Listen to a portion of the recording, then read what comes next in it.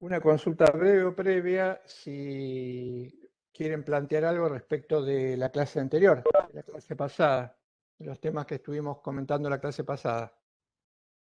Si alguien tiene alguna pregunta, alguna duda, algún cuestionamiento, sin perjuicio que después retomemos el tema, lo puede plantear ahora.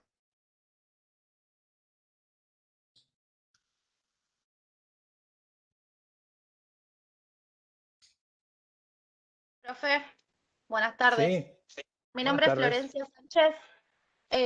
Yo no estuve en la clase anterior porque no sabía si había quedado en el preevaluativo o no. A mí el CIU Guaraní me avisó que había quedado recién el martes, a la mañana. Sí.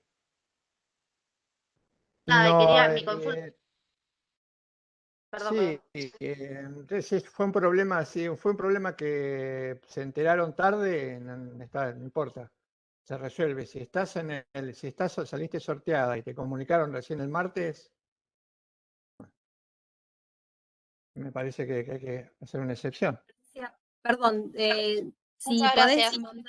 manda por favor un correo a filosofía del derecho unlp@yahoo.com.ar, así nosotras tomamos nota. Gracias. Perfecto. Ahora después de la clase lo envío.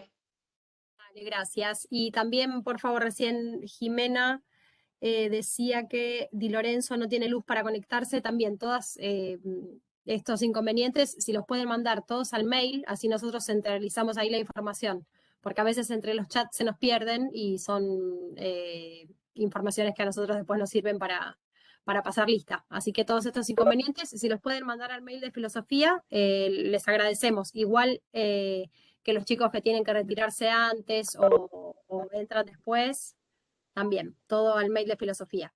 Gracias.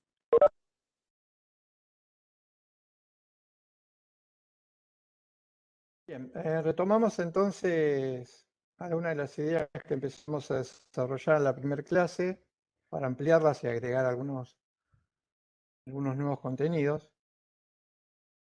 Estábamos trabajando sobre las nociones de filosofía, derecho, vinculación de alguna manera entre ambas disciplinas, la importancia de la filosofía. Y si tuviéramos después de lo visto, precisar sobre qué trata la materia filosofía del derecho, que era un interrogante o un cuestionamiento que nosotros en nuestra guía, cuando el sistema era presencial, se presentaba como material de estudio o como una guía para seguir los desarrollos. La primera pregunta era sobre qué trata la materia filosofía del derecho.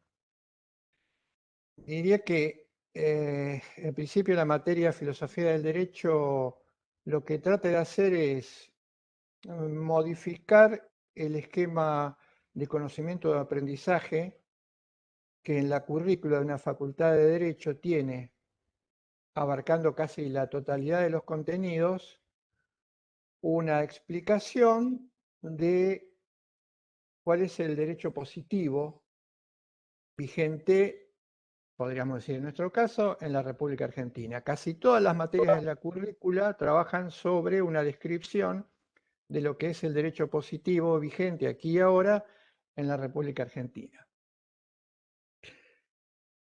Nuestra materia y alguna otra, para no arrogarnos la exclusividad, pero nos sobran los dedos de una mano para hacerlo, cambia el cuestionamiento a algo que está por debajo de esa descripción y que va un poco o trata de calar un poco más profundo. ¿Cómo sería ese interrogante? El primero, en la casi totalidad, ¿qué es o cuál es el derecho positivo en la Argentina, en la República Argentina? La pregunta de la filosofía del derecho es, ¿qué es el derecho? Esa sería la cuestión fundamental o sobre qué trata la materia, que no son tajantes definitivas, son todas, tratar de responder ese interrogante, ¿qué es el derecho? Yo les había dicho en la clase anterior que uno podría pensar desde fuera que el aprendizaje sobre el derecho incluiría o incluye necesariamente una respuesta de ese tipo. No, no es algo cuando nos planteamos esto en filosofía del derecho, poco la puede incluir implícitamente, porque un cuestionamiento que se responde no se presenta prácticamente, quien lo está absorbiendo no es capaz de percibirlo. Es decir, si yo cuento algo, no cuento explícitamente el trasfondo de lo que estoy desarrollando, ni se los menciono, va a ser muy difícil, prácticamente imposible que ustedes puedan descubrirlo. Ustedes van a quedarse en la superficie, en la descripción. Esto es lo que ocurre con la mayoría de las materias, se limitan a describir cuál es el derecho vigente en la región. Por eso nos parece, por de pronto, necesario un enfoque filosófico. Habíamos hablado entonces de la cierta tendencia a eliminar este tipo de estudio de una currícula como la del derecho, y yo les decía que inevitablemente, aunque la elimináramos formalmente, nosotros vamos a aprender filosofía del derecho. ¿Y qué es lo que aprendemos, aunque no nos hablen de filosofía del derecho?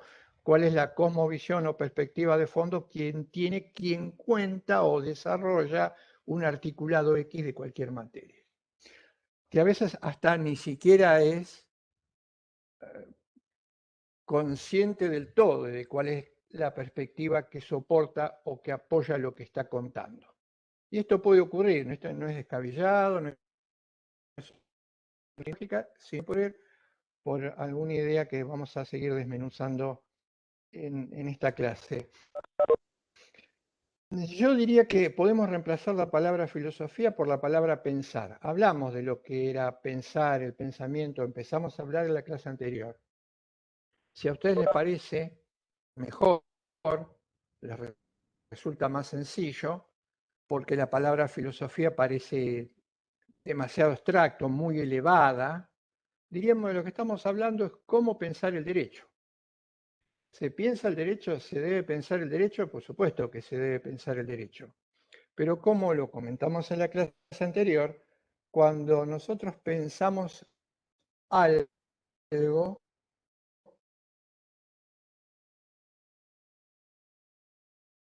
lo pensamos bien. Profe, disculpe, sabe que se entrecorta. Carlos, Bueno, repito. sí, recién Sí. se cortó, por un momento se cortó totalmente la señal, sí. Se corta Bien. bastante seguido igual.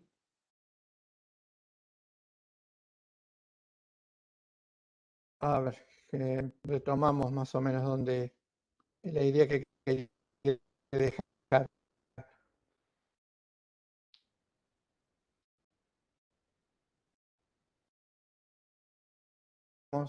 Medio como con reglamento, ¿no? Porque ahí el circulito gira, pero Hay veces que por tal el vez video, por la se desaceda porque imagen, puede ser se una- traba el sonido. Si se saca la cámara, capaz que el sonido funciona mejor.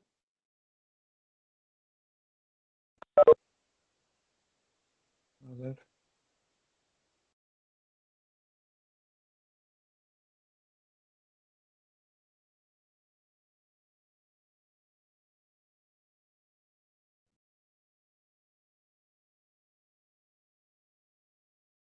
Voy a darme con el volumen a ver si mejora. Perdón, voy a quedarme con simplemente el sonido.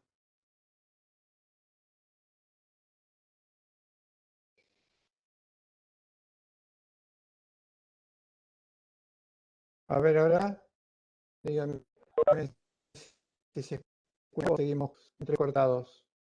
No, ¿Se profe, está se le escuchando bien sigue ahora? cortando. Por lo menos yo escucho cortado. Yo te escucho bien, Carlos, en este momento, pero no sé si quizás algunos chicos tienen problema con la señal. Sí, puede ser la señal, puede ser una señal, la señal individual o mi señal. Bien, Retomo. profe. Yo escucho bien ahora. Yo lo escucho bien, pero se le entrecorta. Retomamos. A ver si lo podemos resolver el problema. Les decía, es necesario pensar el derecho fundamental para lograr una buena elaboración del mismo.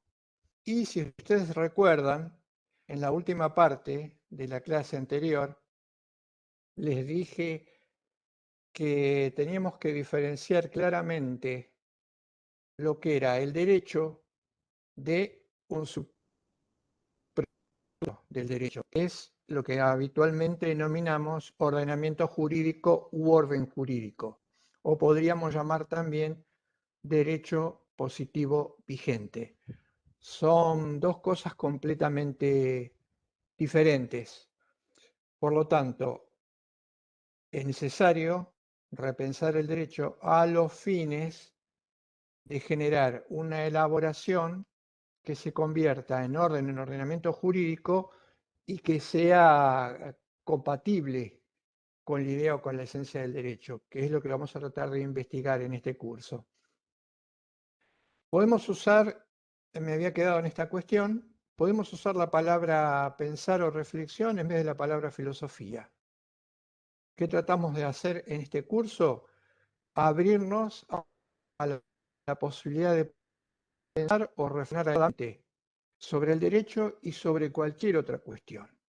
Entonces, esto ya no estaría tan alejado. Lo que les quiero hacer hincapié en esto, si bien la filosofía implica o hay una filosofía que se aprende, que se enseña académicamente hablando, y hay filósofos, pensar bien y pensar con rigor no es una cuestión que quede exclusivamente reducida a mentes excepcionales y a mentes brillantes o a personas con una formación académica. Pensar bien, pensar con rigor es algo que todos podemos llevar adelante y que todos deberíamos llevar adelante y hacer el esfuerzo para que esto se genere. Por lo tanto, no debemos ver la palabra, la expresión filosofía como algo inalcanzable. Cambiémosla, si se quiere, por la palabra reflexionar. Fíjense, un autor que habíamos contado en la clase pasada, yo había señalado en la clase pasada, dice lo siguiente. Él dice que la filosofía es una reflexión sobre la experiencia vivida. Repito la definición. La filosofía es reflexionar sobre la experiencia vivida. Está indicando claramente que es algo que nosotros, cualquiera de nosotros, puede y debe hacer tomando como punto de partida su propia realidad, su propia experiencia, lo que cada uno de nosotros vive, siente, piensa y quiere.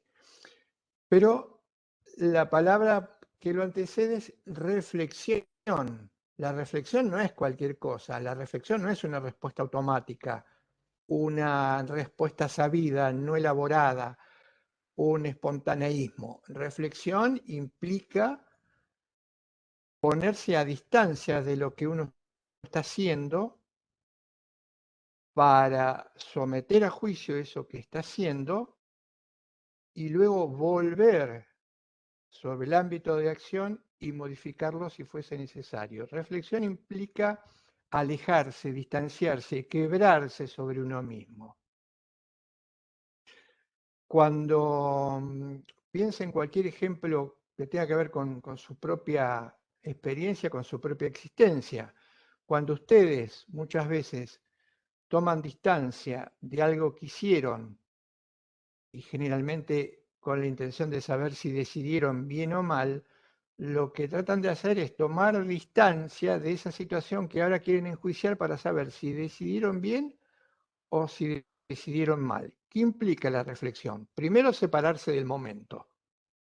Después de separarse del momento, meditar. Dudar sobre lo que se hizo. Comparar. informarse, ver posibilidades, alternativas, para en última instancia cerrar con un juicio, que puede estar acertado o no. Después veremos algunas variables para que ese juicio sea lo más correcto posible. Pero ustedes dicen, me parece que la decisión que tomé no fue buena, o me parece que la decisión que se tomó fue la correcta. Ahí están reflexionando, pensando, están de alguna manera haciendo filosofía sobre su propio contexto. Entonces, no es una cuestión abstracta, algo que viene, algo que ejercitan algunos pocos seres humanos a lo largo de la historia del hombre, tocados por la varita mágica. No, no, no, no, no. Es una actividad que cualquiera de nosotros puede realizar, con sus más o sus menos, dependerá del esfuerzo, la capacidad, el contexto de cada uno, pero posible y necesario. ¿Por qué posible y necesario? Dijimos, son muchos los problemas que nos aquejan a nosotros, los que habitamos el mundo en este siglo, y lo que buscamos necesariamente a estos problemas soluciones, porque en ello nos va o está en juego nuestra propia existencia, la existencia de la humanidad. Entonces, ¿qué hacemos? El cerebro inmediatamente manda una orden, que es la posibilidad o la necesidad de mantenerse con vida. Y a partir de ahí empiezan las respuestas. Lo habíamos contado, lo habíamos dicho en la clase anterior. Por eso generamos mediaciones para resolver problemas. Y esas mediaciones, para que sean adecuadas, tienen que contar con cierta información. La teoría de la decisión racional, que es una teoría que tuvo mucho auge en el último lustro, dice lo siguiente: una decisión bien informada o una decisión hipotéticamente con una información perfecta dará lugar a una respuesta o a una decisión perfecta o correcta. Sabemos que es imposible, por lógicas deficiencias del ser humano, tener una información perfecta sobre cualquier cuestión. Pero es cierto que si tenemos una muy buena información, la decisión que tomemos siempre va a tener un alto grado de calidad. Entonces, ¿cuál era la paradoja que habíamos planteado? La paradoja que planteaba este autor. Él decía, si hoy tenemos tanta información como no hemos tenido nunca en la historia de la humanidad, tendríamos que resolver los problemas que nos confrontan de una manera sencilla o casi definitiva. Y la paradoja es que ha sucedido todo lo contrario. Los problemas se han quintuplicado casi hasta el infinito. Por eso es necesario pensar, ejercitarse, acercarse a la filosofía, lo que muchos denominan generar una especie de pensamiento crítico. Y esto en todas las cuestiones, no solo en una facultad de Derecho, como les dije, sino en una facultad de Economía, en el ámbito educativo, en lo que fuese. Hablamos de filosofía. Si hablamos de filosofía, tenemos que incorporar el término ciencia. En sus orígenes, la filosofía y la ciencia no se distinguían entre sí. ¿Por qué? Porque ambas tenían que ver con una tendencia natural al conocimiento. Decía Aristóteles que el conocer es como una especie de tendencia natural. No hay ser humano que no quiera conocer. Y en ese intento de conocer es donde, a medida que el hombre fue evolucionando, el conocimiento, que era primeramente o primariamente un conocimiento que podríamos llamar filosófico a partir del contacto de la experiencia o contacto con visión directa con las cosas, luego se fue ramificando y apareció la ciencia. Ciencia y filosofía iniciaron juntas. La filosofía es la madre de las ciencias, con el tiempo la ciencia se separa y hoy podríamos decir que la filosofía intenta o trata de interpretar aquello que la ciencia permite conocer. ¿Qué sería el conocimiento científico? ¿Qué sería la ciencia? Sería un conocimiento fundamentalmente que se apoya en la experiencia y que puede ser comprobado o testeado empíricamente hablando. Este es un concepto de ciencia que surge con el auge de la ciencia como disciplina, que es el paso del medioevo a la modernidad. Reitero la noción. Decimos, la ciencia es un conocimiento comprobable y que puede validarse empíricamente hablando, y que además, como conocimiento empíricamente verificable, crece de una manera absolutamente desproporcionada en función de los avances de la filosofía, cuando entramos o nos incorporamos en lo que denominamos la edad moderna, en la modernidad. Los avances de la ciencia en los últimos 5 o 6 siglos han sido apabullantes. Además, conjuntamente con la ciencia, que comenzó siendo un conocimiento verificable y empíricamente comprobable, apareció la técnica. Hoy ciencia y técnica se conjugan para suministrarle a la filosofía un soporte esencial. La ciencia es un conocimiento sobre algo. La técnica es una herramienta que ayuda a la ciencia para que ese conocimiento teórico se convierta en realidad, se traslade a la práctica. Reitero la idea, la ciencia es un conocimiento sobre algo. Por ejemplo, conocemos la electricidad. Tenemos experiencia en la electricidad, generamos explicación, leyes que tienen que ver con la electricidad. Luego viene la técnica. ¿Qué haría la técnica respecto de este conocimiento científico sobre la electricidad? Con la técnica, los seres humanos nos ayudaríamos para que ese conocimiento teórico se convierta en algo concreto. Por ejemplo, cómo generar electricidad, de qué manera, con qué herramientas, qué tipo de energía, cómo conducirla, cómo almacenarla. Todo eso lo aporta la técnica. Hoy en día, esto lo dice Coin, un filósofo del derecho alemán, cuyo texto está subido, nosotros lo vamos subiendo por capítulos al aula virtual, y él dice que ciencia y filosofía guardan una relación que es la siguiente. La ciencia describe. ¿Qué describe? Intenta describir la realidad, lo real, incluido ser humano, por supuesto.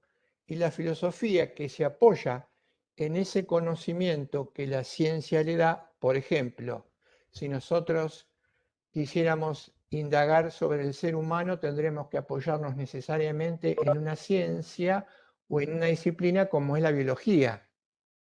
Si queremos pensar sobre la condición humana, no podemos prescindir de los detalles, del conocimiento, de los datos que nos proporciona la biología. Y la biología es una ciencia denominada ciencia dura o ciencia exacta. Sobre la base de esos conocimientos, por ejemplo, si ustedes recuerdan, en algún momento estudiaron materias que a mí particularmente me parecían demasiado áridas, como la biología, como la botánica si se trataba de plantas, como la zoología si se trataba de animales, que no nos alcanzaba. Uno intuye que conocer a pie juntillas un tratado de biología, si tiene la inquietud de saber cuál es la función que él cumple en el mundo, con eso no le alcanza. Entonces, ¿qué le falta a la ciencia que tiene o que da este punto de partida? Dice Coin, una interpretación. La filosofía trata de interpretar aquello que la ciencia describe. Y la interpretación tiene que ver con preguntas como ¿para qué estoy? ¿Por qué existo? ¿Por qué hay algo y más bien nada? ¿Por qué hay otros y estoy yo? Todas estas cuestiones que tienen que ver con descubrir el sentido de mi propia existencia no los puede aportar la ciencia. La ciencia nos aporta como una especie de instructivo. Lo otro lo tiene que agregar lo tiene que agregar o complementar la filosofía. Y acá hay un dato importante. Muchas veces la ciencia, y esto ha pasado sobre todo en el siglo pasado, muchas veces la ciencia no se limita a describir adecuadamente el objeto de su investigación. Da un paso más, intenta dar un paso más. Ese paso más es interpretar.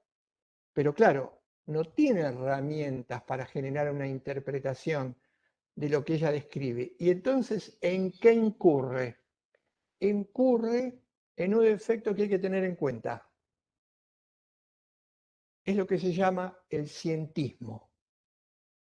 Cuando la ciencia se extralimita y trata de ir más allá de lo que sus propias herramientas le permiten alcanzar, aparece lo que se denomina cientismo. Una notita, porque esto nos va a servir de aquí en adelante. Cuando ustedes vean, lean o escuchen que un término común, por ejemplo, como en el caso que estamos tratando, ciencia, se le agrega el ismo, ¿qué significa? Que hay una distorsión del término. Ismo implicaría que se está distorsionando el término ciencia, lo cual implica que se está cometiendo un error. Si yo digo, vamos a poner un ejemplo sencillo, si yo digo, o yo pienso, o me cuestiono, ¿cómo podría explicar el fenómeno del amor humano? Y cometiera el error, como han cometido muchos científicos, es decir, que el amor humano en la última instancia puede describirse, explicarse e interpretarse a partir de una serie de sustancias, líquidos que circulan alrededor del cerebro, que es una explicación que ha intentado darse, y así se terminaría el fenómeno del amor humano, si la respuesta de ciertas sustancias, ahí estoy cayendo en el cientismo. Porque la ciencia está tratando de hacer algo que no puede hacer. Puede explicar, como la neurociencia, como yo les contaba cuando hablamos del cerebro, la neurociencia puede explicar la función del cerebro, puede explicarlo con detalle, puede explicar qué es lo que quiere hacer el cerebro, qué es lo que no le gusta hacer, al cerebro no le gusta aprender, el cerebro es más bien conservador, pero no puede explicarse una serie de fenómenos estrictamente humanos exclusivamente a partir de una descripción morfológica o la plasticidad del cerebro o cómo transitan determinadas sustancias en el cerebro, porque esto ya iría más allá de la descripción y además nos haría caer en gruesos errores. Volviendo entonces al tema de la filosofía, ciencia y filosofía entonces se constituyen hoy en formas de conocimiento necesarios. Los seres humanos queremos conocer. Las formas de conocer son estas, porque decía Aristóteles, hay una tendencia natural a saber. Entonces, tienen que ser complementarias, tienen que complementarse, tienen que ir de la mano. Esto no necesariamente ocurre en la realidad. Y no ocurre en la realidad porque, como les dije, la ciencia progresó en los últimos 5 siglos muchísimo en función de la mejora en las posibilidades de pensamiento humano. Por eso hay una especie de desfasaje que nos puede ocasionar problemas al momento del conocimiento. ¿Hay una ciencia del derecho? Gran pregunta, gran cuestionamiento. Lo vamos a tocar después este tema también con más detalle, pero quisiera decir algo. porque acá hay una controversia fuerte. Como les dije hoy, la ciencia, cuando eclosiona, se convierte en un saber exacto acerca de las cosas que nos rodean y acerca del hombre. Pero este saber exacto tiene que ver con lo que puede experimentarse, puede verse a través de los sentidos, ¿sí? Y en consecuencia puede verificarse. Por ejemplo, si yo digo el conocimiento de la naturaleza principia por describir lo que son las cosas, porque a las cosas las puedo ver, las puedo tocar, las puedo medir. Entonces, ¿qué consigo con esto? Consigo un conocimiento exacto. Porque si alguien me pregunta, ¿cómo podés validar lo que estás diciendo? Que las cosas tienen materialidad, extensión y peso. Yo le digo, te invito a que hagas la misma experiencia que hago yo. Toca el objeto, medilo, pesalo, arrojalo hacia arriba y vas a ver que cae la ley de causalidad, así se formula la ley de causalidad, es material, no lo podés traspasar. Esto implica que esas cosas existen y que ese conocimiento es de alguna manera exacto. ¿Qué pasó? Esto ocurre, como les decía, entre el medioevo y la modernidad. ¿Qué pasó? Aparecieron las ciencias duras, las ciencias exactas, capaces de hacer estos descubrimientos, estos planteamientos y verificarlo, lo fueron la química, la física, la biología, la matemática.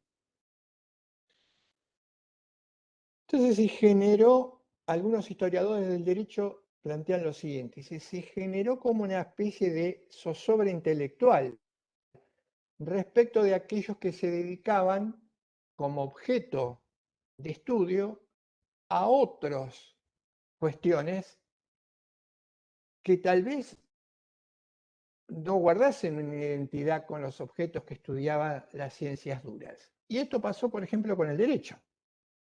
Y algunos dicen, yo creo que están en lo cierto, empezó o nació como una especie de complejo de inferioridad. ¿Cómo yo que me dedico al derecho no puedo decir que sobre el derecho tengo un conocimiento exacto y la ciencia me avala y otros sí? No puede ser, pensaron algunos. Se debe haber ciencia sobre mi objeto. Debe haber una ciencia del derecho. Acá hay un inconveniente, que lo voy a dejar planteado. Ciencia, como yo les decía, la ciencia ya lo había formulado Aristóteles en algún momento, que es el afán por conocer. Ciencias puede haber particulares, no hay ciencia en general.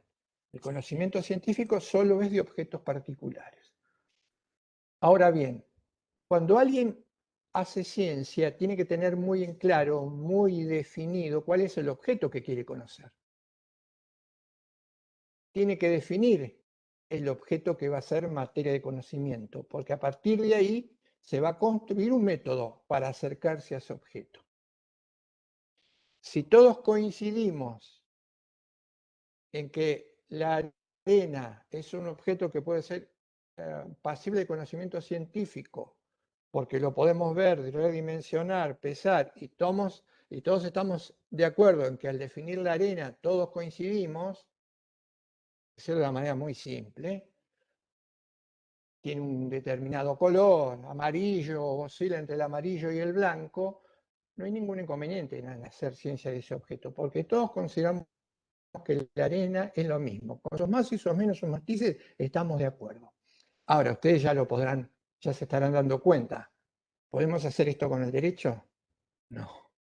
No, porque la historia demuestra que se han elaborado y se siguen elaborando y sigue habiendo disputas y controversias sobre lo que sea el derecho.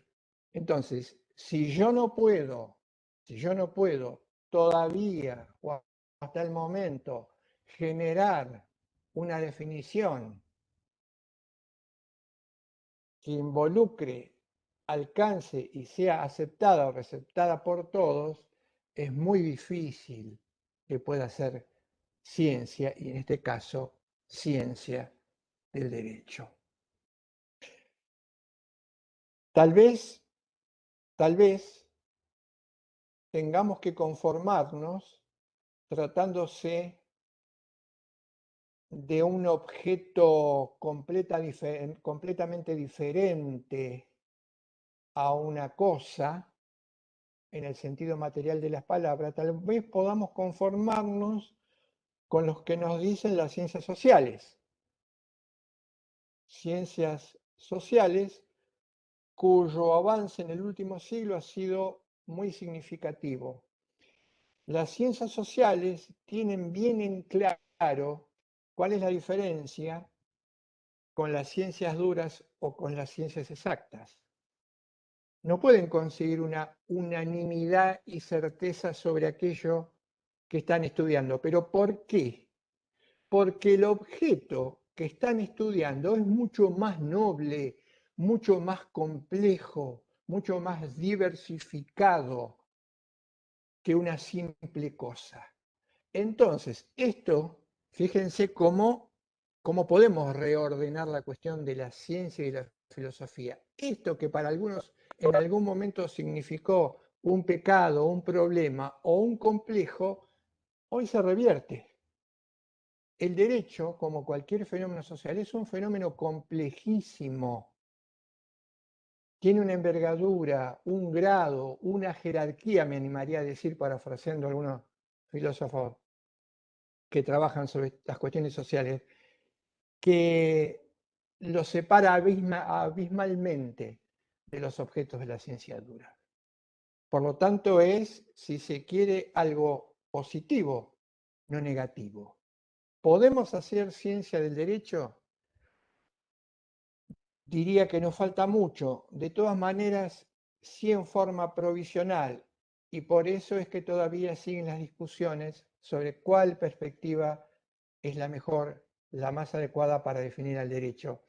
Kant, un filósofo muy conocido, decía, si hay una cosa sobre los que los juristas después de muchísimos siglos todavía no se han puesto de acuerdo, es sobre qué es lo que sea el derecho.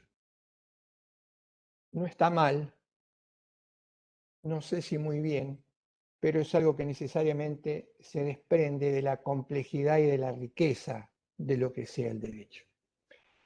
Esto complementa lo que les conté en la clase anterior sobre las diferentes perspectivas y entonces ustedes pueden ver que se va a amalgamar lo que había sido un esbozo en la clase anterior con lo que estoy contando ahora. Pero antes de dejar el plano de la ciencia, el mismo Cohen apunta a lo siguiente. Él dice, ¿qué tenemos hoy como ciencia jurídica? Este dato quiero que lo rescaten. ¿Qué tenemos hoy como ciencia jurídica? Hoy tenemos lo que se llama dogmática jurídica. Seguramente han oído hablar de la dogmática jurídica. Habrán estudiado lo que sea la dogmática jurídica. Y dice Cohen, en tono crítico, hoy lo único que le puede ofrecer el denominado, entre comillas, científico del derecho a los operadores jurídicos es nada más que una descripción de lo que sea el sistema jurídico, un detalle de las reglas que conforman el sistema jurídico, una descripción de las normas, para utilizar otro término, que conforman un sistema jurídico. Su conexión, su vínculo entre ellas, su lógica interna, pero nada más. Porque, ¿qué suponemos que debería aportarle el científico del derecho a los operadores, además de esto? Una valoración, un enjuiciamiento de las reglas. Incorporar lo vamos a hacer ahora, muy tímidamente, pues todavía no podemos explicitar demasiado, incorporar la justicia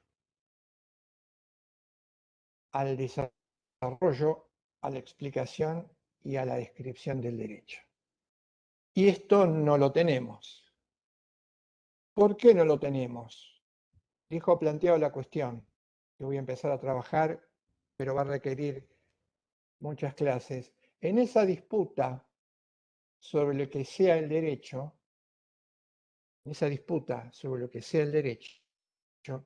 y haciéndolo de una manera básica y sencilla,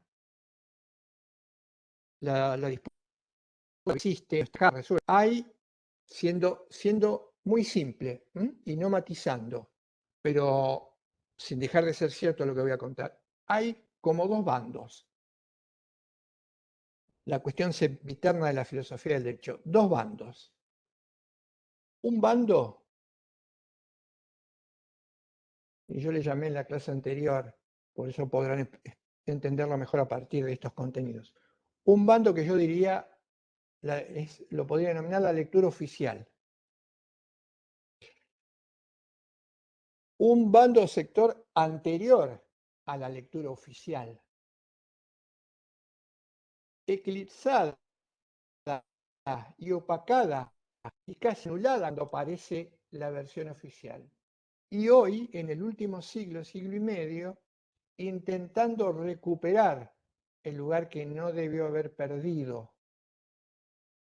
Vamos a empezar por la lectura oficial, porque es la que se va a cuestionar permanentemente. Esa primera lectura oficial dice que para entender lo que sea el derecho, simplemente hay que prestarle atención a lo que podemos denominar o llamamos derecho positivo vigente. Algunos lo llamarán ley, otros lo llamarán normas. Ahí se agota, se agota y se cierra la complejidad del fenómeno derecho. En la visibilización de lo que constituye su núcleo. Derecho positivo vigente, ley o norma.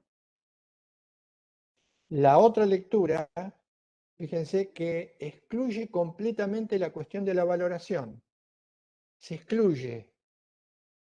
La otra lectura es la lectura que dice, y la discusión sigue, que para identificar el derecho como punto de partida, no basta, no alcanza simplemente con una referencia sobre el derecho positivo vigente o sobre la ley, porque sumada a esta y dándole contenido, tiene que haber algo que vaya más allá de la forma y que es la materia de lo jurídico. Esa es la discusión que no solo se da en los ámbitos teóricos, se da en los ámbitos prácticos, porque la teoría luego lleva a la práctica. Que en algún momento, como dije, se había zanjado favorablemente y casi definitivamente a favor de la postura oficial. Hoy, y gracias a la aparición o a lo que algunos llaman la rehabilitación de la filosofía práctica, ahora voy a hablar algo de teoría y práctica, se está intentando recuperar. Han aparecido muchísimos autores que están tratando de recuperar el papel central que la justicia tiene que jugar en el derecho, como materia y como forma. Fíjense que la cuestión es importante. No es una cuestión meramente teórica, ni lo fue. Ni es una discusión que uno podría decir, me mantengo al margen de la discusión. Voy a lo concreto. No, esto no es posible. No se puede decir, me mantengo al margen de la discusión. Y voy a lo concreto. ¿Por qué les digo esto? Supónganse que yo les pasara un material y les dijese, bueno, en este material van a encontrar lo que podemos entender que es el derecho, que explicaría lo que es el derecho positivo vigente o el ordenamiento jurídico, y a partir de ahí, esto sería algo a considerar para todos los operadores jurídicos. Y hay que el mundo siga en adelante y no discutimos más. Se ponen a leer esta idea y en un párrafo se dice lo siguiente: por eso, cualquier contenido puede ser el contenido del derecho o de un ordenamiento jurídico o de una norma.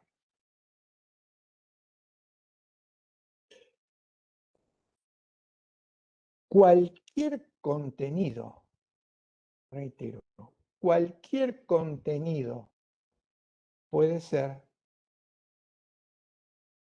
derecho, norma o ley. Y esto estaba en un texto y no estaba resaltado y aparecía repetido en varias ocasiones. Imaginémonos, pensemos por un momento el alcance que podría tener una afirmación de este tipo, ya más lejos que lo teórico, sino en lo práctico. Si no lo dejo formulado como una pregunta, a la que intentaré darle una respuesta, pero creo que no se puede eludir esto. ¿Por qué traigo a colación este párrafo y este texto? Porque, como les decía en la charla anterior, este texto fue, le voy a dar un nombre, me acuerdo de mis épocas de escolaridad, fue algo así como el manual del alumno bonaerense, el manual Capeluz. Cuando uno iba a la escuela, crecía y aprendía, lo que tenía que aprender era la verdad contenida en el manual Capeluz o en el manual del alumno bonaerense. Entonces uno se desarrollaba como ser humano, porque si no estaba en el error, equivocado a lo mejor, o a lo mejor aprendía el manual Capeluz en economía, en literatura, sabiendo y repitiendo esto.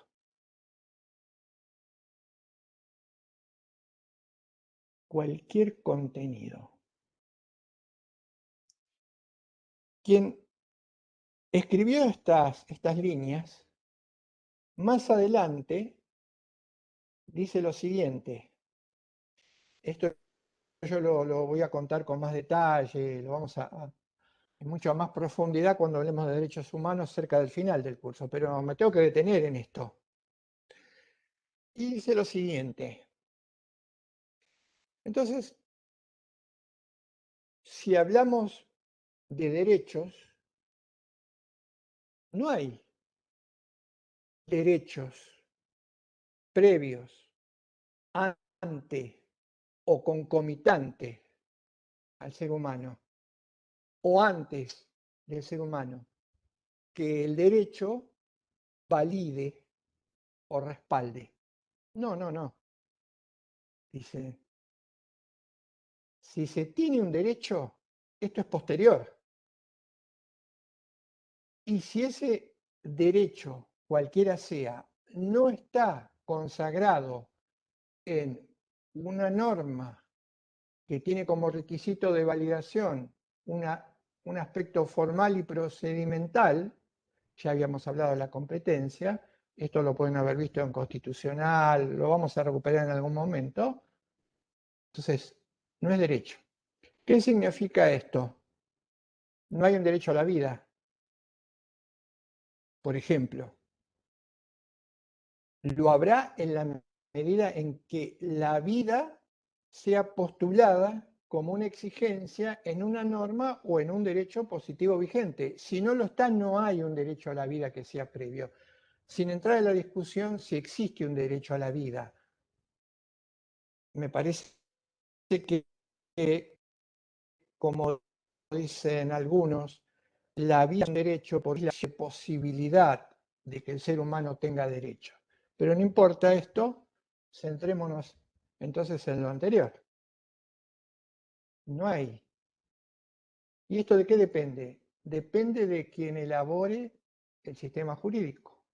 Esto significa que, por ejemplo, en algún lugar del mundo, la vida de los seres humanos puede ser reconocida y respetada. Y aun cuando cometamos errores, ningún error sería tan fuerte como que amerite quitarle la vida a alguien. Sin embargo, esto en el terreno de las hipótesis.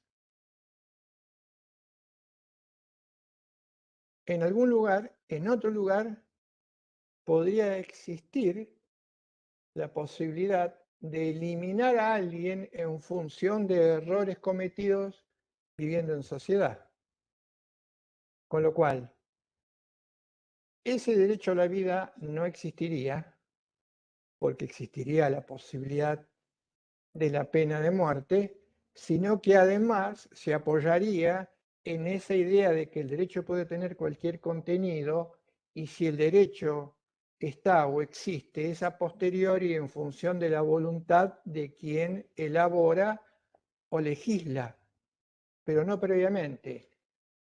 Pero entonces llegamos a esta cuestión. Si los derechos son el resultado de edicto quiere decir una disposición que toma quien detenta el poder político y son revocables, entonces cualquier prerrogativa puede ser revocada o es revocable en el tiempo.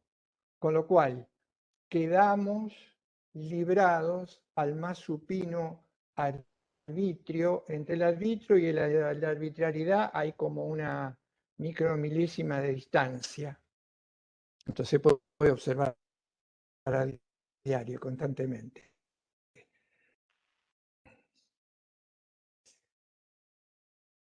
A mí esta lectura, cuando la hice, así como las hicimos miles y millones, antes y después, me generó alguna indignación, me generó algún rechazo, me generó algún cuestionamiento. Cuando digo a mí, estoy planteando al sujeto universalizable que estaba estudiando, que se estaba preparando. No. La lectura de ese texto, por el contrario, me pareció en ese momento como un texto que tenía mucha coherencia, muy formal, sombrío, seco, cortante, pero con mucha lógica interna. ¿Fue un error mío?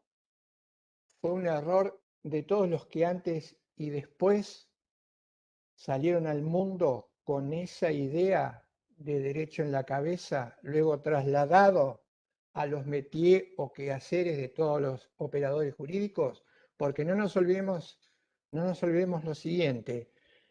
Si yo leí esta afirmación y esa afirmación la hice mía, esa afirmación hecha mía el día de mañana, si era legislador, hubiese tenido un derrotero particular. Esa misma afirmación, si el día de mañana yo hubiese sido un juez, también hubiera tenido una implicación lógica en mi métier. Lo mismo si hubiese sido abogado y lo mismo si hubiese sido docente. En consecuencia, toda esa cosmovisión se articuló, se llevó a la práctica y fue el alma de la legislación, el alma del ordenamiento, el alma de las decisiones judiciales, el alma de la explicación de la enseñanza del derecho. Y esto lo digo, y entonces acá voy a meter otra cosa que tiene que ver con el pensamiento reflexivo. No se me podía haber pedido pensamiento crítico o pensamiento reflexivo, porque no era, y no estoy tratando de disculparme ni disculpar a otros, no estaba en condiciones de percibir que esa lectura que se me estaba haciendo, sin más argumentos que lo que aparecían en el propio texto, no era la adecuada. Y este es un riesgo. Y un riesgo que en un momento no fue riesgo, fue un riesgo que luego se convirtió en error. Para darles un ejemplo, habría muchísimos a lo largo de la historia en nuestro país. Ese error fue el que posibilitó, vamos a otro operador jurídico, vamos a los jueces, que en un momento muy, muy delicado de la Argentina, convalidara decisiones que tenían que ver con la vida de una comunidad y se constituyeran en el soporte y la validación de una forma de gobernar que todos conocemos con la denominación de dictadura.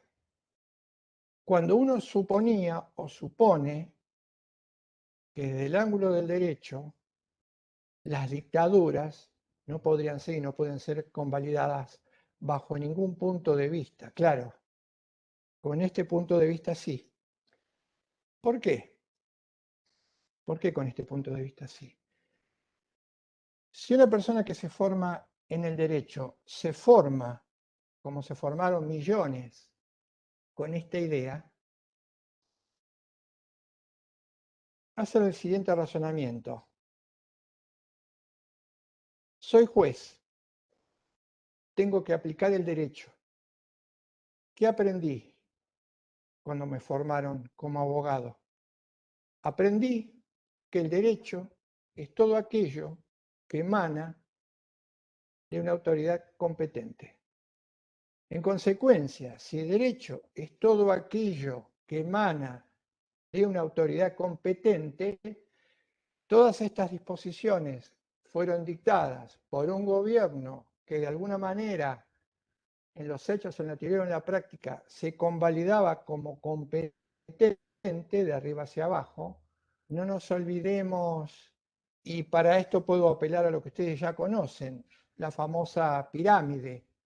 La pirámide, la mal denominada pirámide jurídica, no es más que una convalidación de este sistema que no es jurídico, sino es de poder, al que estoy haciendo referencia. Por eso digo la mal denominada pirámide jurídica. No me queda más remedio que convalidarlo.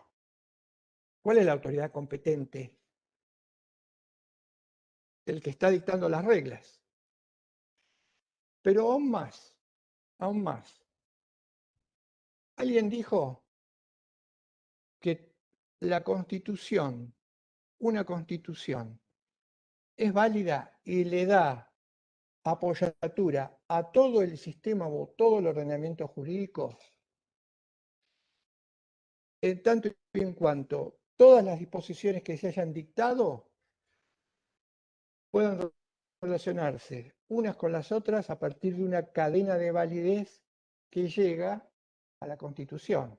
Quiero decir, voy a aplicar esta ley, entonces me pregunto, ¿quién la dictó? Alguien con competencia.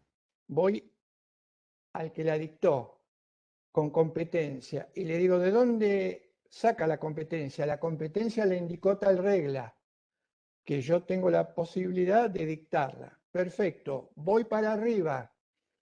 ¿Y la competencia usted de dónde la sacó? La competencia formalmente me la dio, ¿no? Imagínense, ¿no? Es como una escalera, se empieza a subir, ¿no? A la terraza no llegamos nunca. Pero sí, en algún momento esto se corta.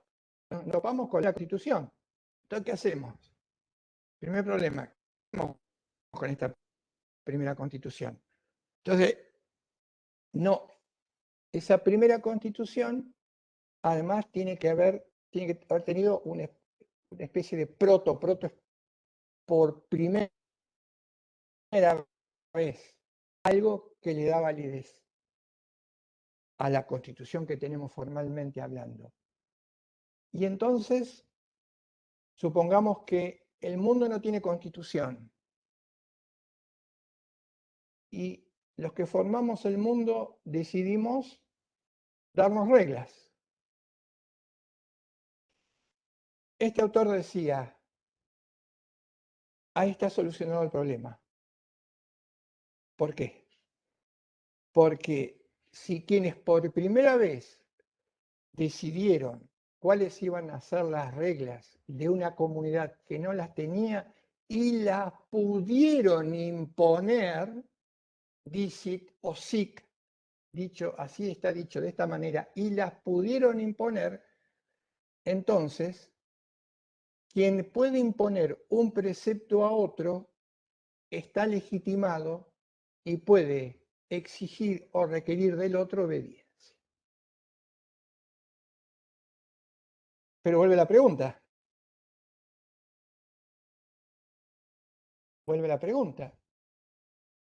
¿Quién autoriza esa posibilidad de que los que se reúnan por primera vez siendo capaces de imponer una regla, ésta se considere válida? Y ahí ahí es el golpe de gracia, ¿no? Ahí se cortó la comunicación, porque no tenemos más. En el mundo terrenal en que habitamos no tenemos más peldaños o escalones.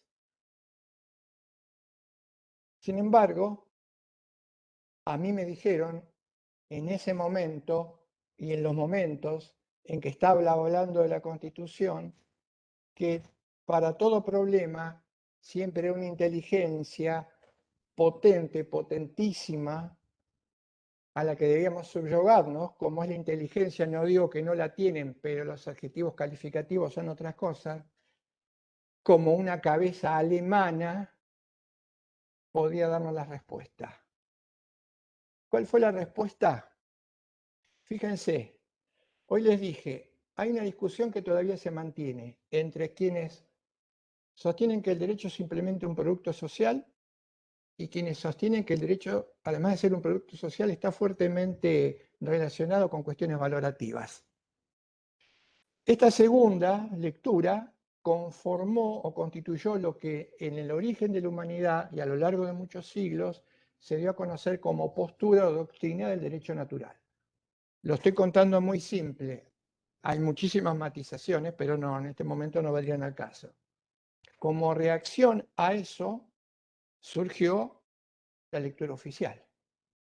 ¿Qué dijo la lectura oficial respecto de esta lectura?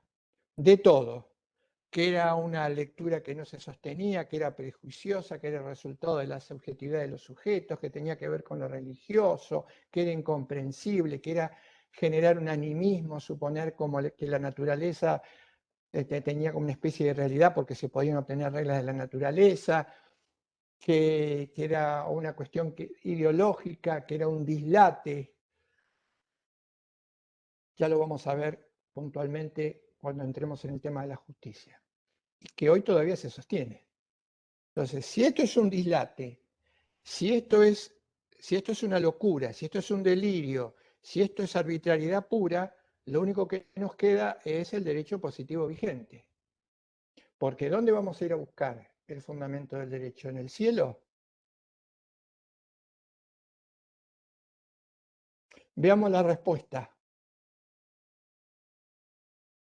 de este autor. Este autor dice, medita, mira hacia arriba, claro, no hay más escalones. Tiene que salir ese dilema. No puede retroceder, no puede volver para atrás. Entonces dice lo siguiente. Tenemos que hacer de cuenta tenemos que suponer, y esta es la palabra, tenemos que presuponer,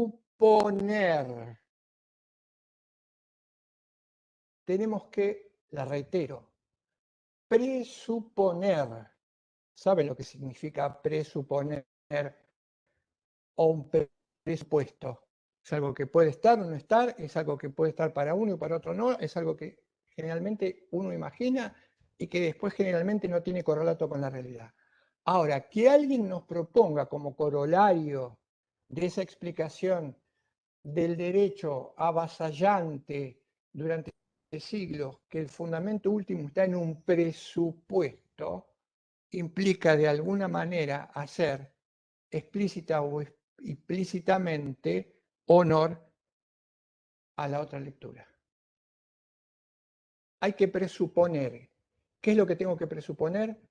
Que hay una norma que no está escrita, que hay que imaginarla, que hay que pensarla, no la podemos agarrar ni decir, que dice que hay que obedecer a aquel que ha elaborado la primera constitución, a partir de que de allí y hacia abajo la cadena de validez pueda apoyarse en un presupuesto. Esto es metafísica pura,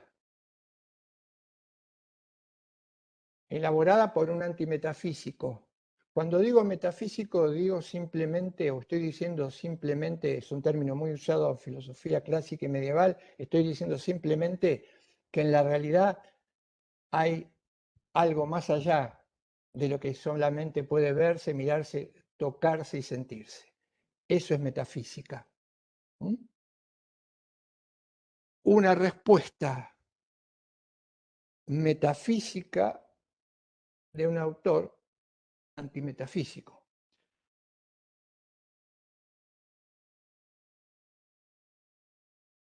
Les decía, y cierro con el ejemplo de las sentencias dictadas. ¿Qué hizo o qué hicieron los tribunales en la corte de esa época?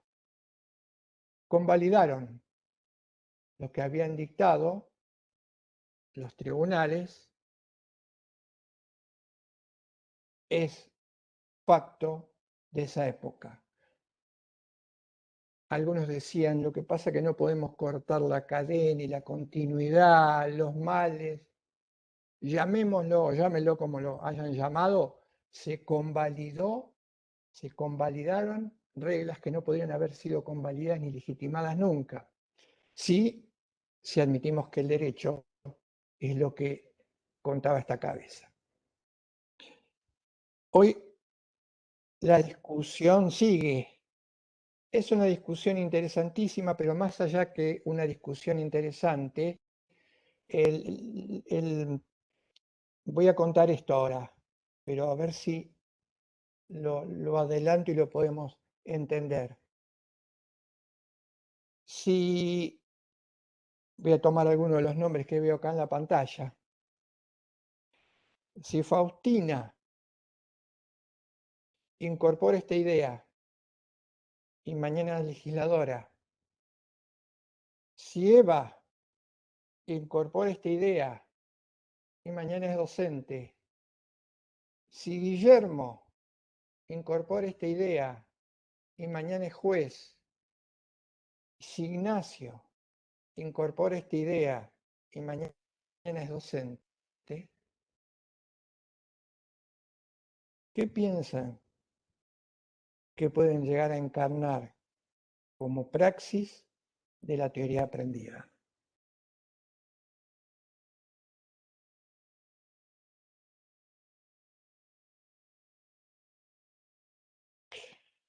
Acá está el inconveniente. Si de hablar de pensamiento, de filosofía, las cuestiones anteriores no podemos volver para atrás.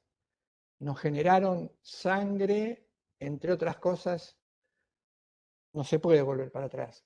Pero son cuestiones que hay que tomar y adoptar para resolver los problemas de hoy, problemas acuciantes. Y un detalle, sin caer en la torpeza de suponer que los problemas de hoy pueden pensarse haciendo tabla rasa con la memoria del pasado. La torpeza, la ingenuidad, para calificarla de una manera respetuosa, que supone pensar que los problemas pueden resolverse haciendo omiso tabla rasa con toda la memoria de una comunidad de hoy y hacia atrás, además de ser una torpeza y una aberración, escurre o oculta un costado ideológico que nada tiene que ver con el derecho. Vamos, y hay que pensarlo, vamos a ver si esto lo vamos también a ir desenvolviendo a lo largo de las clases. Fíjense, dijimos que nosotros tenemos que conocer. Estamos queriendo conocer. ¿Cómo conocemos? ¿Cómo conocemos? El mundo que nos rodea. Entonces alguien podría pensar, el mundo que nos rodea tenemos acceso mediante la vista. No, no, no. No conocemos mediante la vista. La neurociencia nos dice, conocemos a través del cerebro. Y esto incluye todos los sentidos, todas las percepciones. Esto incluye el cerebro, la mente, la razón y fundamentalmente incluye la emocionalidad. Razón y emoción, biología y cultura son componentes que no pueden separarse, eliminarse, ni siquiera pensarse que estén ausentes en el ser humano. Ahora, ¿cómo conocemos? Formando conceptos. ¿Qué hace el cerebro? El cerebro forma conceptos. ¿Qué implica formar un concepto?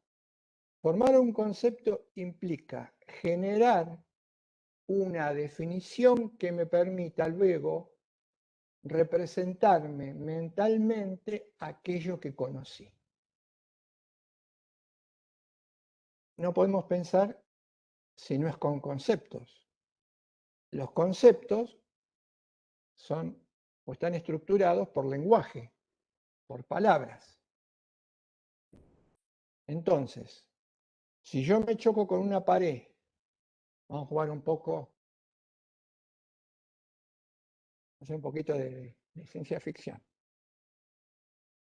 No vi nunca una pared, voy caminando y me choco con una pared, choco con esta realidad. Inmediatamente el cerebro, para evitar, porque me quiere mantener con vida, sostenerme en la existencia, tiene que generarse una representación mental. Eso que nosotros sabemos es una pared. Y trata de definirlo. Esto se incorpora en mi estructura mental. Entonces, ¿para qué sirve? Si yo aparecí recién como en una película en el mundo y después tengo el paso con la pared, salgo, hago 5 cuadras y a la vuelta de la esquina va a haber otra pared, ya no me voy a chocar nuevamente con la pared, porque la representación mental del cerebro me dice, no, cuidado, esto es una pared, no se puede atravesar, la tiene que rodear o la tiene que soltar. Así se van formando los conceptos, las representaciones mentales, que luego nosotros expresamos en palabras. ¿Qué estamos tratando de descubrir? Lo que sea el derecho. ¿Qué buscamos? Un concepto de derecho. Tarea difícil. ¿Cómo es un concepto de derecho? Es decir, representarnos mentalmente a partir de lo que sería o lo que puede llegar a ser una definición de lo que sea el derecho. Esto es teoría, pero esta teoría nos lleva a la práctica. ¿Por qué? ¿Por qué el cerebro elabora conceptos y representaciones mentales? No nos olvidemos de esto que dijimos en la clase anterior y lo vamos a unir ahora. ¿Por qué? Porque tiene una misión primordial, un fin último, que es el sostenernos con vida. Entonces, tiene que generar aquellas mediaciones que nos permitan sostenernos con vida, dicho de una manera más social, que nos resuelvan los problemas. Y recuerden, dijimos, para esto el cerebro se va a apoyar, nos dice la neurociencia, las modernas neurociencias, se van a apoyar en ciertos criterios. mediaciones que van a ser los medios para resolver esos problemas. Entonces, fíjense, presten atención a este dato que acabo de dar. La teoría es fundamental, es clave. ¿Qué es la teoría? La formación del concepto. No puedo caminar si no me formo un concepto, y esto implica tener una teoría. Entonces, para aquellos que en la discusión creen que la práctica puede prescindir de la teoría, esto les da claramente un mentís, porque así no ha sido la historia de la humanidad, no lo ha sido nunca. La teoría es fundamental. Ahora, la teoría no se agota en teoría. La teoría nos hace dar el segundo paso. Recuerden que tenemos que decidir cómo resolver un problema, entonces necesitamos información. El cerebro necesita información porque tiene que pensar, tiene que meditar, tiene que comparar y luego tiene que decidir, y se supone que queremos decidir bien. Entonces, esto es lo que nos permite pasar a la práctica. Cuando yo tengo un concepto en mi cabeza, una representación mental, esto es lo que me permite, o esto es lo que me ofrece una guía o una orientación para la acción. En el ejemplo de la pared, vamos a trabajar con ejemplos simples, porque el ejemplo simple es lo único que nos va a permitir, nos puede permitir los ejemplos complejos como el derecho y otras cuestiones. Ese concepto es lo que me va a permitir a mí tomar una decisión, como en el ejemplo, cuando voy caminando. Y una decisión correcta. ¿Cuál es esa decisión correcta? No seguir caminando sin frenar. ¿Qué hizo el cerebro? ¿Qué hizo el cerebro? Muchacho, tenés que mantenerte conmigo y no magullarte la cara. Entonces, generamos con la información, todos los sentidos entran en juego, el tacto, toqué la pared, la miré, la medí, la vi. Esa información te permitió tomar una decisión. Te orientaste bien. Piensen esto en lo macro. Piensen en los problemas sociales. Como decíamos, ¿cuáles son los problemas sociales del siglo XXI? Habíamos dicho, desigualdad, pobreza, guerras. Quintuplicado hasta el infinito en este siglo.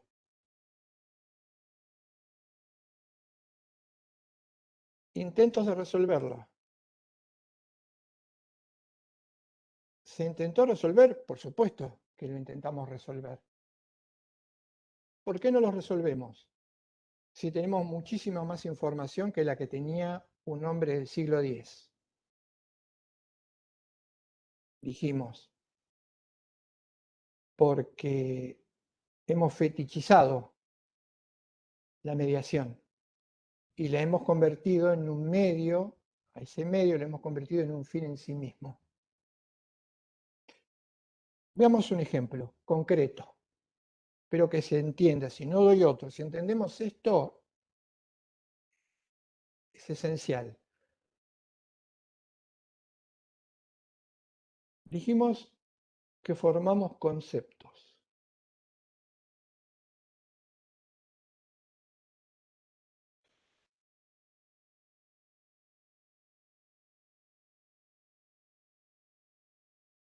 Supónganse que venimos al mundo, empezamos a crecer. ¿Quién nos inculcan los primeros conceptos? El entorno, las personas con las que convivimos. ¿Quién nos inculca a todos y de la misma manera y oficialmente los conceptos que tienen que ser pensados para poder vivir como corresponde? ¿Quién nos transmite esos conceptos?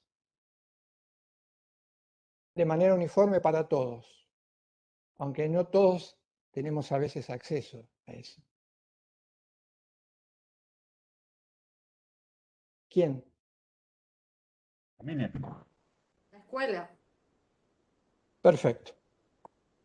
Los ámbitos o los sistemas educativos son quienes incorporan en nuestras cabezas aquellos conceptos que son considerados válidos o potables en una sociedad determinada. Y de esto no se salva nadie, en la medida en que pueda acceder a la escuela, y es de manera uniforme, en la medida en que comparta una misma cultura. Por eso, el concepto que nos formemos o que nos ayuden a formar tiene que ser el adecuado. Porque si nos inculcan conceptos que están completamente alejados o separados de la realidad que pretenden expresar, nos condenaron al error, porque no vamos a ser capaces en primera instancia de percibir si esos conceptos son los adecuados o no. Agrego, los conceptos son reforzados, replicados, repetidos, aumentados y distorsionados las más de las veces por las formas de comunicación existentes en el mundo, lamentablemente.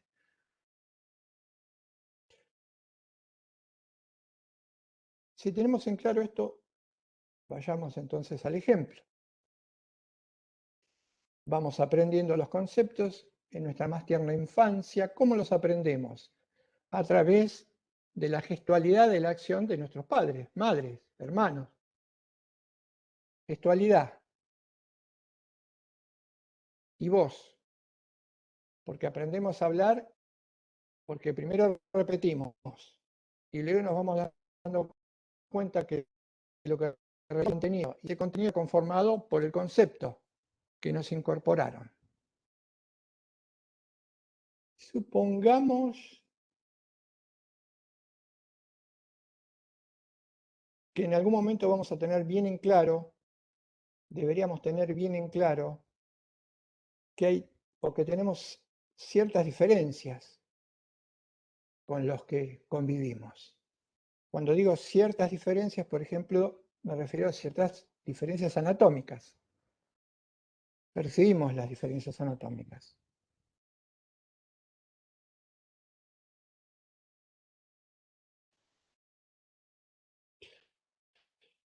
Supongamos que al percibir esas diferencias anatómicas o empezar a percibirlas y los conceptos que se corresponden, lo que se nos transmite en la cotidianeidad es que las diferencias anatómicas tienen que ver con una cuestión jerárquica. Es decir, los diferentes, las diferentes, no valen lo mismo. Y no valen lo mismo porque no están destinadas a cumplir las mismas funciones. Y al no estar destinadas a cumplir las mismas funciones, hay algunas funciones que se dice o se supone que son más valiosas que otras. Y hay tareas que socialmente se dice son más importantes que otras.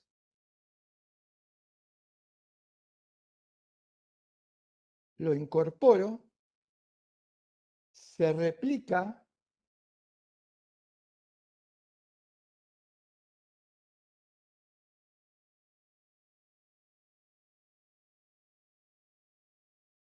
y mañana, ya adulto,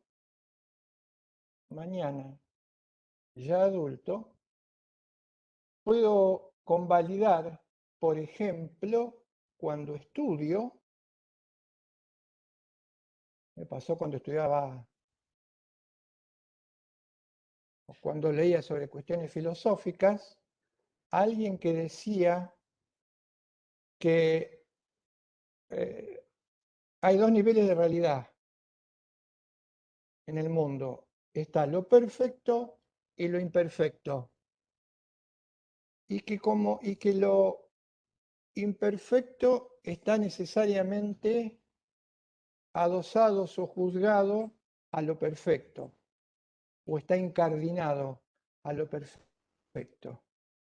Y el ejemplo que daba era un griego, decía, así como lo imperfecto está subordinado a lo perfecto, así la mujer está subordinada al varón, decía este griego. Y esta idea se repite unos siglos después también en el medioevo por un filósofo, Santo Tomás de Aquino.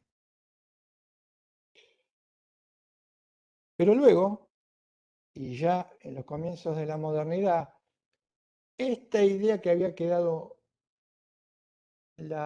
y hablaban, por ejemplo, también que el esclavo estaba subordinado al amo, se disolvía en los modos de ser y en las formas culturales de esa época. Con la modernidad, esta distinción se acrecienta, se refuerza. Y se empieza a notar mucho más.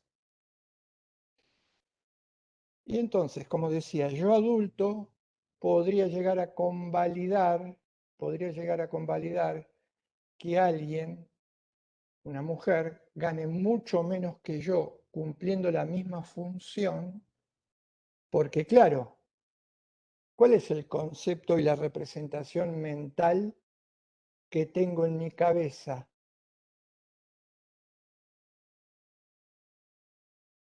La de que el varón es superior a la mujer.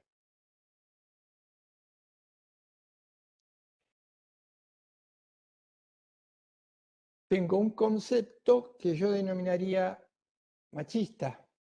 Ahora, el problema es que todo Occidente estructuralmente a lo largo de los siglos se fue sustentando en la generación de este tipo de conceptos que nos sitúan hoy en una sociedad que tiene como características indubitables, más allá de las resistencias, ser una sociedad patriarcal, machista, androcéntrica y misógina.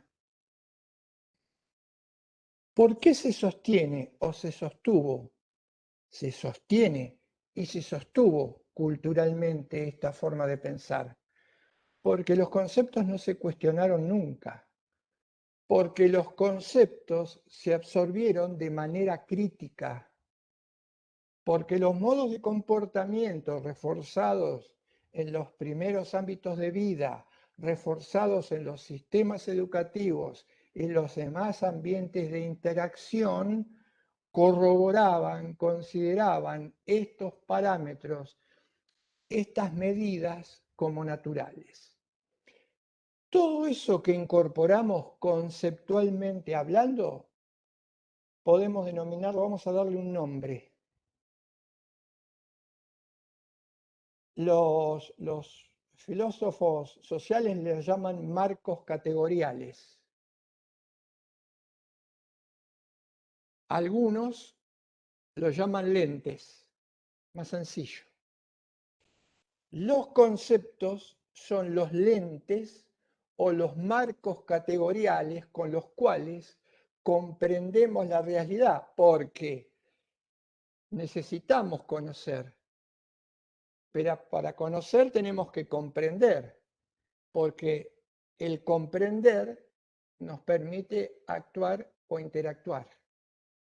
Ahora,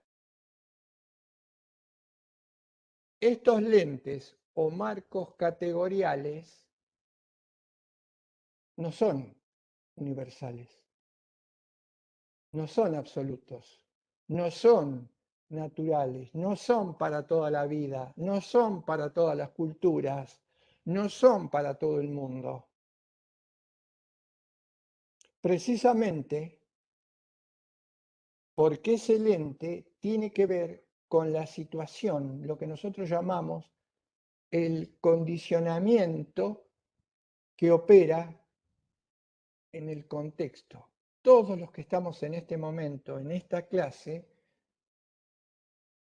cerebralmente hablando, estamos condicionados por nuestra situación, por nuestro contexto, por nuestro entorno, y recibimos y somos recipiendarios de conceptos que tienen que ver con el status quo, con la cosmovisión imperante.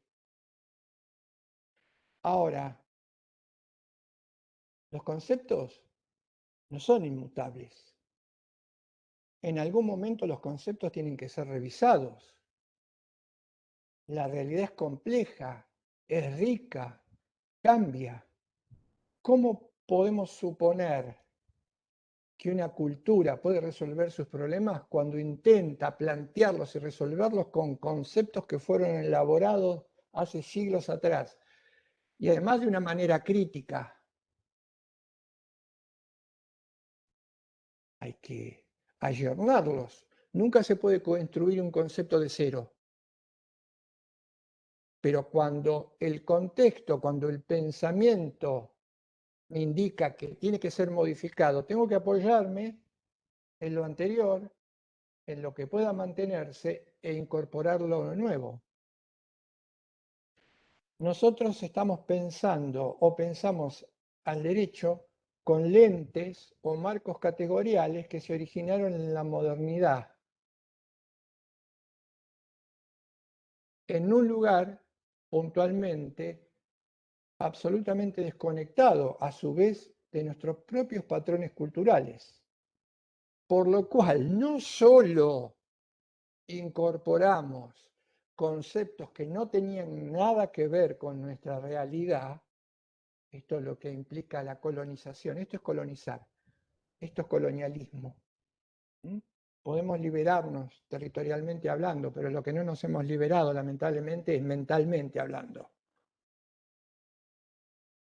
Estamos colonizados mentalmente. Esto es lo que nosotros trasladamos a nuestra realidad. Por eso esa noción de derecho que se había originado en la modernidad, en la Europa de ese momento, necesariamente no podía encajar ni trasplantarse sin más a nuestra situación. Porque aparte otra cuestión que después vamos a desarrollar, porque la modernidad forja un modelo de sociedad, un modelo de hombre, un modelo cultural que no era el que existía en el mundo, cuya diversidad cultural era asombrosa. ¿Cuándo empieza la modernidad? Siguiendo a un autor que recomiendo fervientemente, pero es cierto, es un autor que trabaja mucho sobre teoría política y sobre la filosofía, pero es fácil, no digo fácil, se puede leer, y es argentino, todavía vive, se llama Enrique Dussel, tal vez el filósofo hasta el siglo XXI más importante de toda la historia en la República Argentina, exiliado. Él dice, la modernidad comienza con la invasión a América. 1492. En 1492 dice este filósofo, comienza la modernidad. ¿Por qué? Con la invasión de América. Ahí empieza a instalarse un nuevo paradigma que no es el paradigma nuestro, va a ser el paradigma europeo. ¿Y cuál es el paradigma europeo? Y este dato es, claro, no resuelve la cuestión, pero ayuda muchísimo si se lo comprendiera.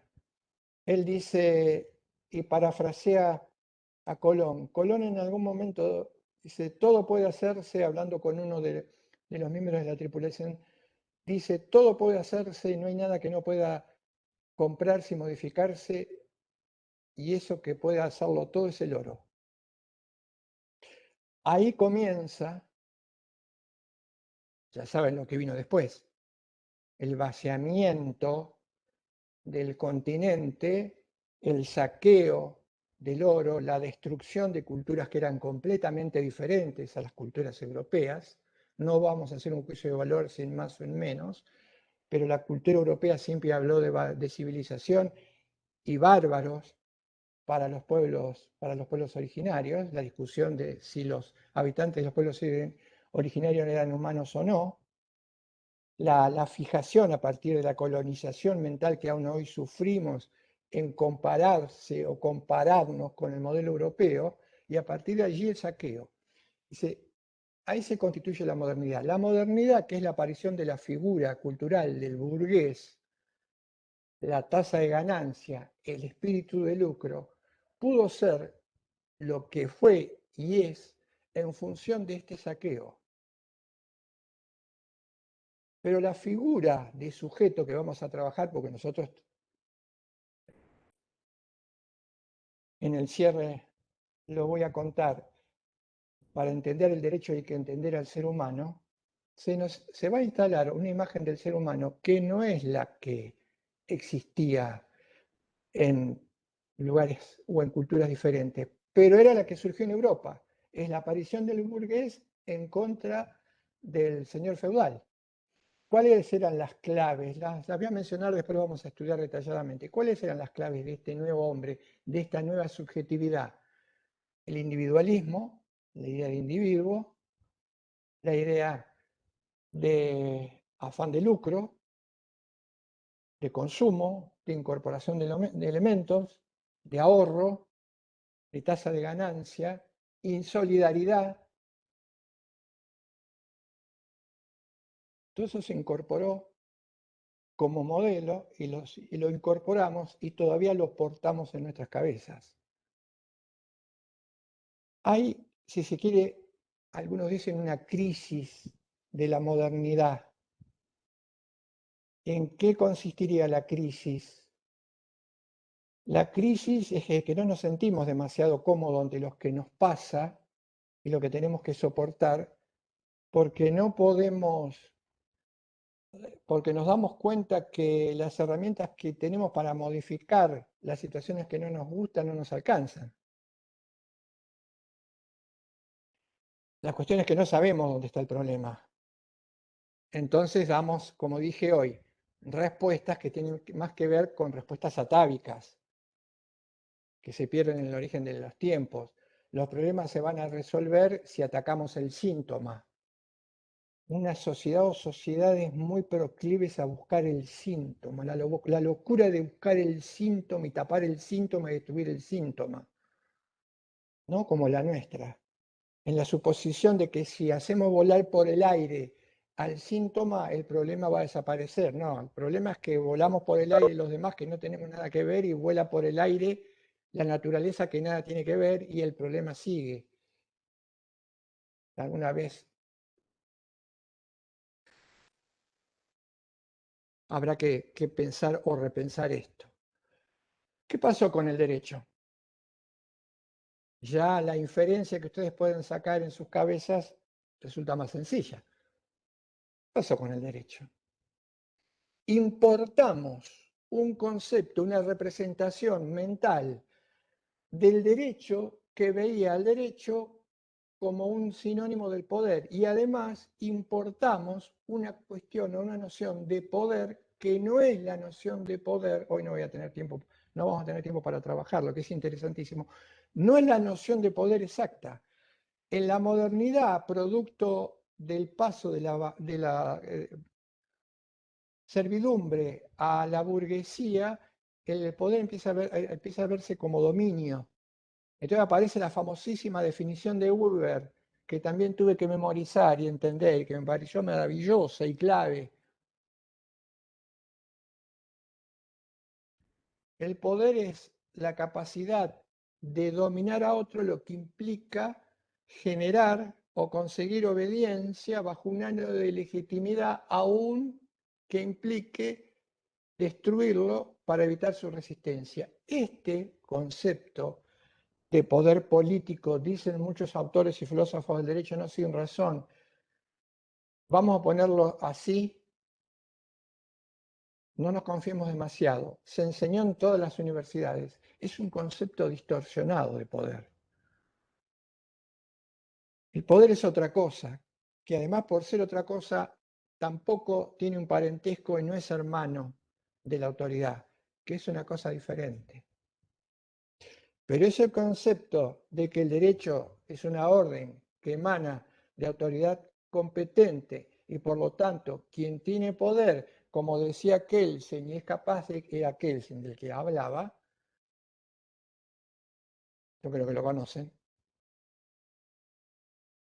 por el solo hecho de vencer la resistencia, por ese solo hecho, ese dominio era legítimo. Y estamos condenados a obedecer. Ese concepto de derecho es el que está en litigio o está en cuestión. Se habla de reformas.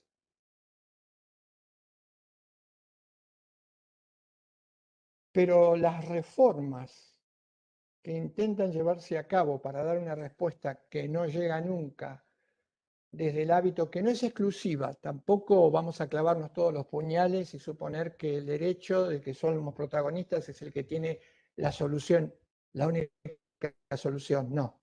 No nos clavamos todos esos puñales, pero tenemos unos cuantos que sacarnos de la espalda. Esa respuesta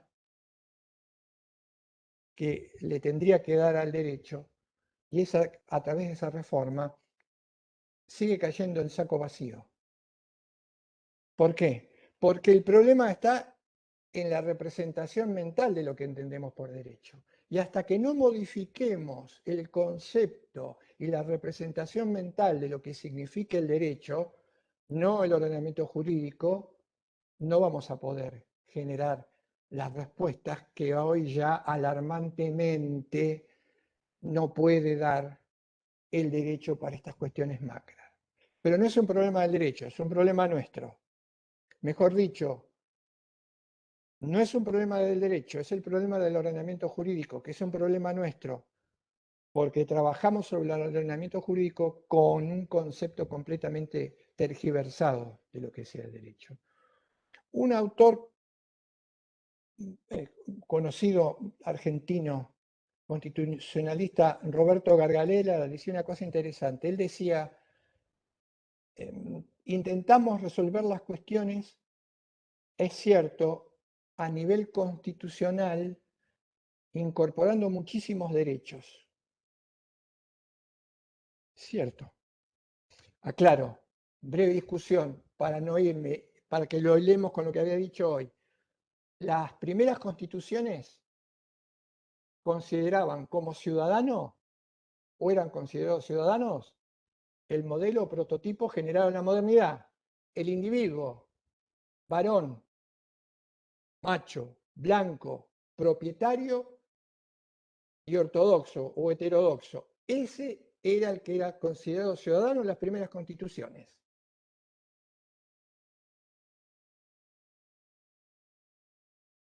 Hubo mejoras, hubo algunas, y propietario, esto lo dije, hubo algunas mejoras, porque claro, coincidía con ese modelo que estaba surgiendo. Algunos decían, si hay un modelo de humanidad es el hombre individuo, solitario, egoísta, acumulador, rico, propietario. Ese es el ciudadano, esa es la persona normal, ese es el que tiene que tener la calidad de ciudadano. Ese es el que, por el cual el derecho tiene que trabajar. Y todo aquel, y esto se hace y se sigue siendo, que no tenga esos parámetros, pero que los cuestione, ¿quién puede cuestionar estos parámetros? Por ejemplo, un negro, un morocho, un mestizo, un trabajador, un asalariado, una persona en indigencia, un pobre, un transexual, una mujer, etcétera. Todos los que cuestionen este modelo, el ordenamiento vigente tendrá que reprimirlo. Por eso la criminalización de la protesta social, otra cuestión importantísima para debatir. Como si la protesta no hubiese sido en la historia de la humanidad el punto de partida para la aparición de derechos que hoy tenemos. ¿Cómo apareció el derecho al voto? Por la protesta de las mujeres. ¿Cómo apareció el derecho para los negros y no los blancos? Por la protesta de los negros. Claro. Dice Araujo, el pensar así, el pensar con rigor, el pensar con criterio, como decía Galeano, implica que nos convertamos, y esto no gusta o no gustó mucho, como todos los estereotipos que hemos generado, por ejemplo en nuestro país, porque dice, la filosofía tiene que ser un oficio subversivo. ¿Qué quiere decir subversivo? Subvertir es dar vuelta. Dice Galeano, el mundo está patas para arriba, entonces lo que tenemos que hacer es subvertir el status quo, hay que darlo vuelta. Eso es subvertir, la filosofía es un oficio subversivo. ¿Por qué? Y porque va contra las certidumbres, va contra los clichés, contra la naturalización de las cuestiones comunes, va contra la aceptación de que el único modelo de vida exclusivo, único y posible sea el que se originó en la modernidad que hoy padecemos, contra el status quo. Entonces, a veces la filosofía puede convertirse en un oficio hasta incluso rechazado. Los griegos discutían y discutían y discutieron a Sócrates. ¿Por qué discutieron a Sócrates? Porque Sócrates, alguien lo calificaba, un filólogo, lo calificaba a Sócrates, era como una especie de tábano. ¿Por qué? Porque picaba. Le decía a los griegos, hay que abrir la cabeza, hay que cambiar la cabeza. Entonces molestaba, giraba, hacía ruido y molestaba, claro. El status quo cierra filas y cómo se desprende de Sócrates. Lo acusa de cualquier cosa y lo elimina. La misma historia, ¿no? Siglo XXI, la misma historia. Pero por eso los filósofos eran considerados como terribles. Y una cuestión que Sócrates introduce y que nosotros tenemos que tomar también como punto de partida cuando hablamos del pensar, es la duda. Por eso la pregunta, decía Negri, la pregunta es mucho más importante que la respuesta, porque la pregunta tiene que ver con la duda. Profe, ¿Sí? ¿puedo? ¿Sí?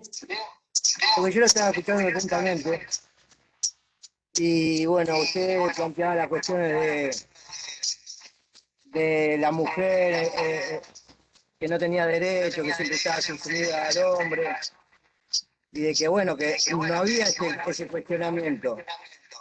Después de escucharlo todo el tiempo me doy cuenta de que el derecho, no sé si el derecho, pero es más bien lo que el poder dice, tenga o no razón, porque hubo mujeres que han revelado en su momento, y como, bueno, se conoce también lo que fue la ley del martillo de bruja, y así también muchas cosas que en la modernidad pasaron, pero a través de la lucha de clases, o como dijo usted, gran masa de la población negra fueron ganando terreno. Y aún todavía quedan muchos por ganar. Hay muchos derechos que no están reconocidos y es el poder el que siempre está pujando para no perder terreno. Por eso es que el concepto de derecho deja de ser puro, porque en realidad no es otra cosa que lo que dice el que está arriba, sin más, sin tener sí o razón o no, pero lo impone por la fuerza. Por eso, Víctor, me parece apropiado lo que estás contando. Por eso, Víctor, está todo por hacer, o hay mucho por hacer. Porque uno puede decir, está bien, no, esto no es lo adecuado. El tema es que hay muchos enemigos para pensar bien. Uno de esos enemigos para pensar bien es que nosotros tenemos incorporados esos conceptos en nuestra cabeza, porque formamos parte de una cultura que se formó al compás de una cultura que importaba o importó mundialmente un sistema de vida que hoy genera, entre otras cosas, por ejemplo, el maltrato a la naturaleza. Ese es el primer enemigo. Después lo vamos a ver cuando veamos las posturas reductivas en clases sucesivas. Ese es el primer enemigo. Es muy difícil darnos cuenta hasta qué punto lo que decimos no lo decimos, y de hecho esto es así, condicionados por la situación en la que nos encontramos, de la cual, por supuesto, no nos podemos despegar. Acá hay una cosa interesante para cerrar y que tiene que ver, vamos a recaer en el tema de la mujer, tal vez porque hoy por hoy es uno de los temas que más marcadamente aparecen. Esa tarea no solamente es difícil por esto, porque nosotros no somos conscientes de nuestro propio condicionamiento. Un ejemplo muy rápido, si yo tengo formación religiosa y otro con el que converso no la tiene, mi perspectiva puede ser hasta diametralmente opuesta a la perspectiva del otro. Pero si no soy consciente de esto, puedo suponer que tengo que hacerle entender al otro que mi única postura es la válida. Ese es el primer problema. El segundo problema es que es mucho, alguien decía que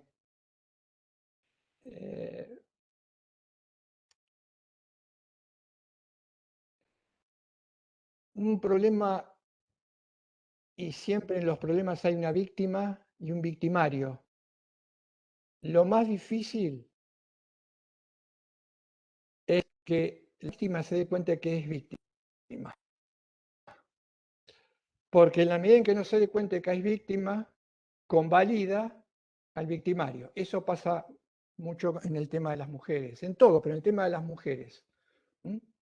Cuando uno no se da cuenta que es víctima, y esto es difícil darse cuenta que es víctima, en consecuencia, el problema no se ve o el problema es de otro. Y todos somos víctimas en alguna, en mayor o menor medida. Por supuesto, si somos víctimas en muy pequeña medida, pero lo somos, tal vez nos sea bastante difícil entender a quien es víctima casi completamente. Esto es lo más complicado. Entonces, lo que hay que hacer es acercarse de manera provisional a lo que sea el derecho, porque es la única manera de poder darle una respuesta, o dar una respuesta a las problemáticas sociales desde lo jurídico. Por eso, todas las reformas o cambios que se intenten sin pasar por la revisión de este esquema, este lente o esta categoría mental que nosotros tenemos, producto de la cultura en la que vivimos, lamentablemente caerán en saco roto. Profe, Con esto entonces, sí. no, cuando terminó, antes de que yo lo interrumpa, usted habló de los filósofos y mire lo que le pasó a Galileo. Por eso es que, como usted dice, cuando uno tiene una formación religiosa y por ahí aparecen otros conceptos que por ahí son innovadores, como en aquel caso, y pasa estas cosas. Hubo gente que se ha manifestado en contra, buscando sí, la verdad. Pero, ¿qué pasa? Muchas veces el poder no estaba de acuerdo y, como dijo usted, era mejor eliminarlo. Porque si no se vuelve toda una sociedad en contra de todo lo que estamos diciendo. Ahí tiene la prueba más contundente de que tal vez lo que uno esté diciendo no esté descaminado. Es la reacción típica, del status quo. Pero hay que trabajar sobre eso porque los cambios, los posibles cambios a fondo no van a poder darse si no hay una revisión integral. Hoy se usan conceptos como de construcción. En definitiva, lo que estamos tratando es de conocer con qué anteojos tenemos puestos, qué anteojos nos dieron qué es lo que nos dieron para ver las cosas como las vemos. Porque las cosas no las vemos como son. Las cosas las vemos como nos viene dado verlas conforme los anteojos que nos pusieron. Y eso es lo que hay que mirar. Eso hay que revisar. ¿Con qué lentes estamos mirando la realidad? La hemos mirado. Con lo cual seguramente nos vamos a llevar una sorpresa, probablemente desagradable, pero es la única forma, es la única solución. Y además darnos cuenta que mis lentes tal vez no sean los mismos que el lente de una persona que está, si diéramos vuelta al planeta, puesto en la otra punta. Son diferentes. En última instancia, coexistir, no tratar de eliminarlo. Bien, con esto hemos llegado al fin de la exposición. Van a quedar algunas cuestiones que se van a retomar el lunes que viene, pero ya nos estamos caminando, estamos mostrando, creo, cuál es el objetivo, el métier o la razón de ser de filosofía del derecho. Les recomiendo entonces la lectura del material, del que está subido, para reforzar los que tiene. Estamos siempre a disposición de ustedes en cualquier momento para generar un chat, dudas, cuestiones o preguntas que le pueda suscitar lo contado. Y entonces me despido. Mi próximo contacto con ustedes va a ser el miércoles, que es mi horario habitual, y el lunes van a tener en la clase Analía, que es quien cuenta o desarrolla los temas en el horario habitual de 18 a 20. Vamos a apagar la grabación. Muchas gracias, profe. Y Muchas que gracias, sigan bien. profe. Gracias por la presencia. Gracias. Bueno, No, gracias a usted, profe. hasta la próxima. Nos vemos la próxima. Hasta la próxima.